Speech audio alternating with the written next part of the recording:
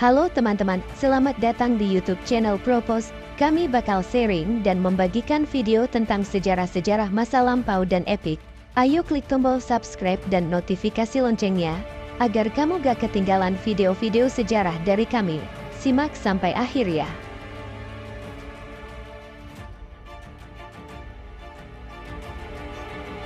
Sejarah alat tempur tank pertama di dunia. Tank adalah kendaraan tempur lapis baja yang bergerak menggunakan roda berbentuk rantai. Ciri utama tank adalah pelindungnya yang biasanya adalah lapisan baja yang berat. Senjatanya yang merupakan meriam besar yang terletak di bagian kepala, serta mobilitas yang tinggi untuk bergerak dengan lancar di segala medan. Meskipun tank adalah kendaraan yang mahal dan membutuhkan persediaan logistik yang banyak, tank adalah senjata darat paling tangguh dan serba bisa pada medan perang modern, dikarenakan kemampuannya untuk menghancurkan target darat apapun, dan efek mentalnya terhadap infanteri.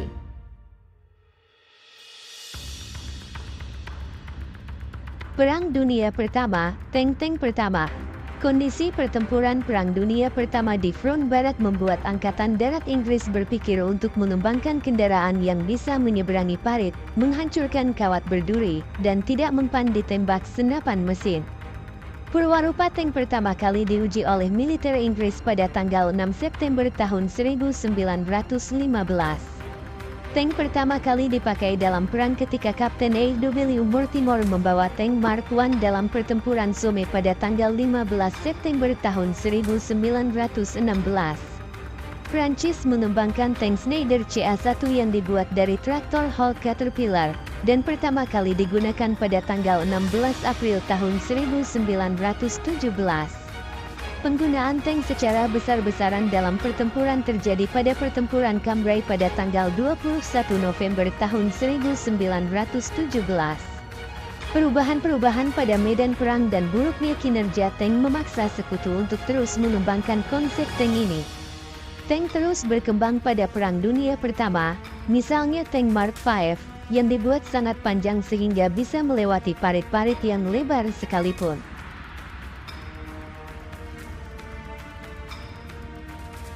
Perkembangan rancangan dan taktik pada masa di antara dua perang dunia ini, dikembangkan berbagai macam kelas tank, khususnya di Inggris. Tank ringan, yang beratnya kurang dari 10 ton, digunakan untuk tugas pemantauan, dan hanya dipersenjatai senapan mesin ringan yang hanya ampuh digunakan melawan tank ringan lainnya. Tank sedang atau tank cruiser, lebih berat dan bertujuan untuk perjalanan cepat jarak jauh. Dan yang terakhir, tank berat atau tank infanteri, adalah tank dengan lapisan pelindung yang berat, yang berjalan lambat. Tank ini dibuat untuk digunakan menembus pertahanan bersama-sama dengan infanteri. Pelindungnya yang berat membuatnya bisa tahan ditembak senjata anti-tank. Setelah tank berat dan infanteri berhasil melubangi garis pertahanan lawan, tank sedang akan dikirim melalui lubang tersebut dan menyerang jalur logistik dan satuan komandan. Taktik seperti ini akhirnya dikembangkan oleh Jerman dalam konsep Blitzkrieg.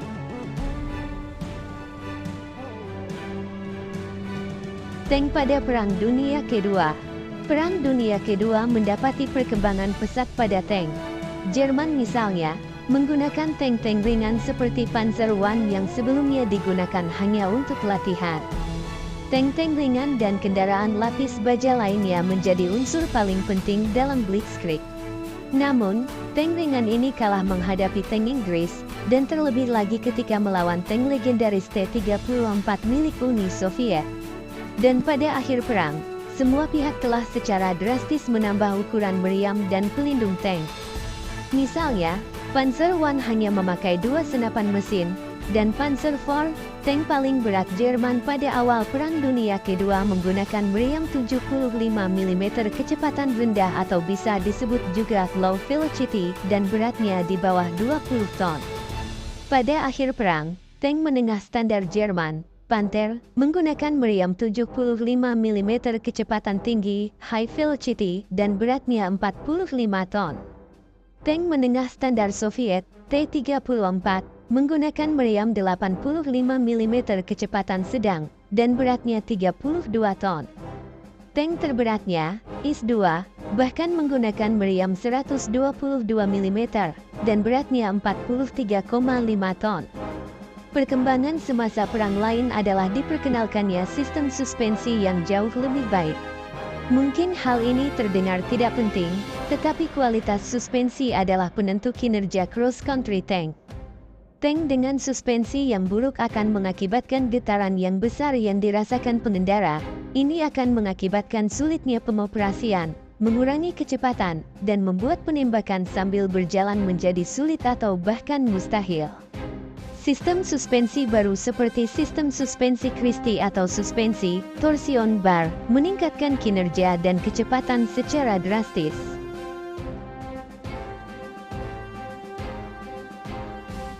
Meriam berputar, yang sebelumnya tidak tersedia pada semua tank, dianggap sebagai hal yang sangat penting.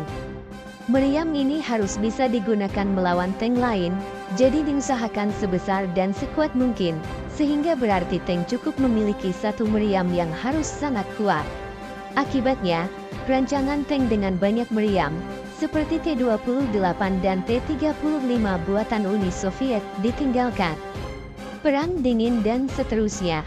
Setelah Perang Dunia Kedua dan memasuki Perang Dingin, negara-negara maju dan adikuasa mengambil pelajaran dari Jerman dalam penggunaan kekuatan tank. Tambahan ancaman perang nuklir dan kimia membuat tank juga dilengkapi perlengkapan perang nuklir dan kimia. Kemajuan dalam teknologi meriam dan amunisinya membuat tank semakin ditakuti, dan masing-masing negara berlomba-lomba untuk menyempurnakan teknologinya. Namun, justru ancaman terbesar tank saat ini adalah pasukan infanteri yang dilengkapi dengan persenjataan ringan yang memiliki daya hancur yang dahsyat, dengan mengembangkan peluru kendali anti-tank Jinjing yang merupakan hasil pengembangan dari bazooka pada Perang Dunia Kedua. Ditambah dengan berkembangnya kemampuan angkatan udara dengan helikopter tempur yang memiliki kemampuan anti-tank.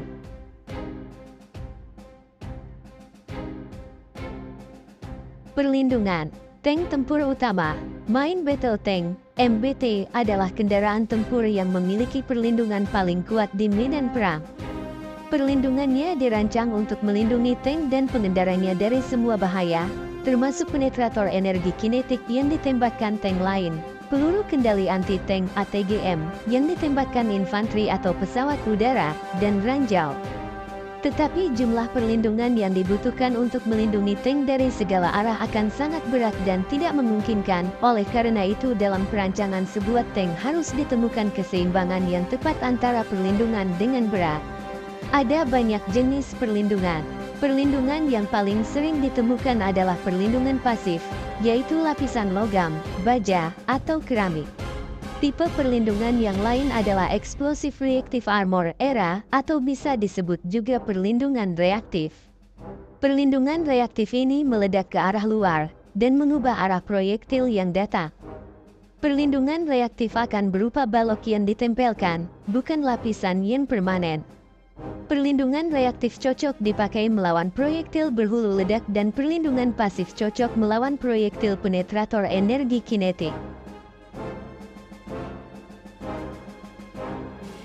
Pembagian ketebalan lapis baja tidak merata. Pada umumnya, lapisan paling tebal ada pada bagian depan tank dan bagian depan meriam. Lapisan pada samping dan atas tank biasanya lebih tipis, sedangkan bagian belakang tank khususnya bagian di atas mesin memiliki lapisan yang paling tipis. Persenjataan. Senjata utama tank adalah meriamnya, yang ukurannya hanya dilampaui oleh howitzer artileri yang besar. Biasanya ukuran kaliber tank barat adalah 120 mm dan tank timur 125 mm. Meriam tank bisa menembakkan peluru penetrator energi kinetik ke dan peluru high explosive HE. Beberapa tank juga bisa menembakkan rudal atau roket melalui meriamnya, yang dapat memperjauh jarak jangkauan dan memungkinkan untuk menghancurkan target udara. Pada umumnya tank memiliki senapan mesin yang sejajar coaxial dengan meriam utama. Senapan mesin ini umumnya berkaliber kecil antara 7,62 mm sampai 12,7 mm untuk digunakan menghadapi target infanteri, tetapi ada beberapa tank Prancis yang menggunakan senjata koaksial kaliber besar 20 mm seperti tank AMX-30, yang bisa digunakan untuk menghancurkan kendaraan lapis baja ringan. Selain meriam utama dan senjata sekunder, tank juga biasa dilengkapi dengan senapan mesin anti pesawat udara yang berada di atap tank.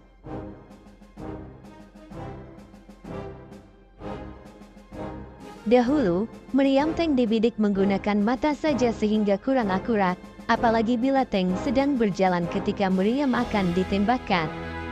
Sekarang tank modern memiliki banyak peralatan canggih untuk membantu meningkatkan akurasi. Giroskop digunakan untuk menstabilkan meriam utama, pengukur laser digunakan untuk menghitung jarak ke target, komputer digunakan untuk mengkalkulasikan ketinggian dan sudut tembak, dengan memperhitungkan kecepatan angin, suhu udara, dan faktor-faktor lainnya. Hampir semua tank tempur utama memiliki pelontar granat asap, yang dengan cepat bisa menyebarkan sebuah selimut asap yang akan melindungi tank bila sedang mundur atau disergap. Selimut asap ini tidak dipakai secara ofensif, karena asap juga akan menutupi penglihatan para penyerang, dan asap ini dapat memberitahukan kepada musuh bahwa serangan akan segera dilakukan. Tetapi pada beberapa tank seperti tank Prancis, Leclerc, pelontar granat asap ini juga bisa digunakan untuk menembakkan gas air mata dan granat anti personel.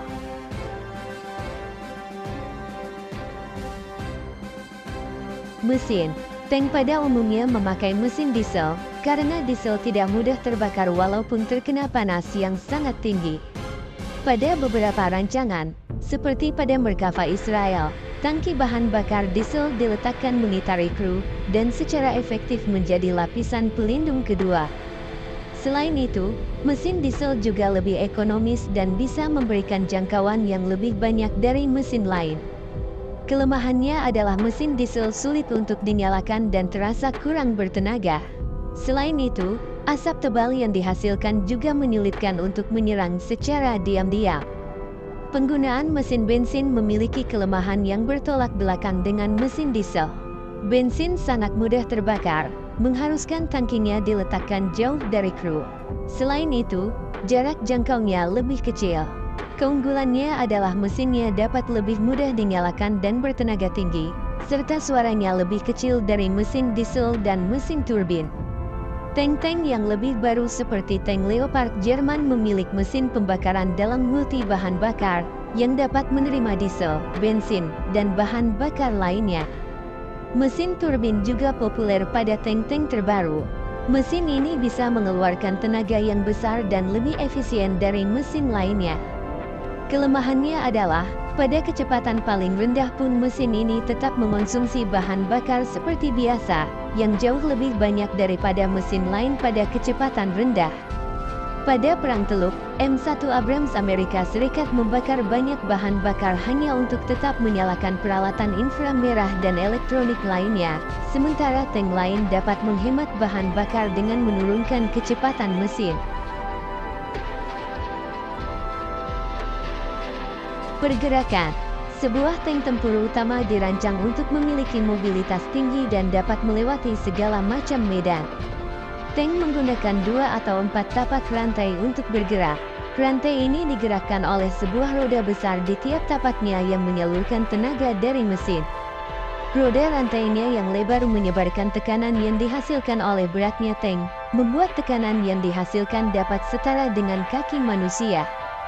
Jenis medan yang sangat menyulitkan tank adalah tanah yang sangat lembut seperti rawa, dan medan berbatu yang memiliki batu-batu besar. Pada medan, biasa tank diharapkan bisa berjalan dengan kecepatan 30-50 km per jam, dan kecepatan di jalanan bisa mencapai 70 km per jam.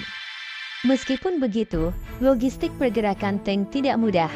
Di atas kertas, atau ketika uji coba selama beberapa jam, sebuah tank memang memiliki kemampuan off-road yang mengungguli kendaraan roda biasa apapun. Di atas jalanan pun, kecepatannya juga tidak jauh berbeda dengan kendaraan lapis baja beroda biasa. Namun dalam praktiknya, Kecepatan tinggi tank hanya bisa digunakan untuk beberapa saat sebelum terjadi kerusakan mekanis. Tank tidak bisa senantiasa berjalan pada kecepatan tertinggi dan harus berhenti secara rutin untuk melakukan perbaikan pencegahan agar selalu siap untuk bertempur.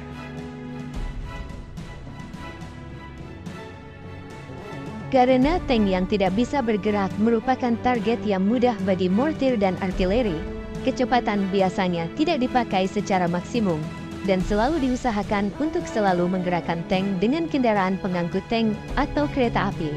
Untuk menghemat tenaga tank pada akhirnya akan bergantung pada kereta api dan infrastruktur rel kereta api.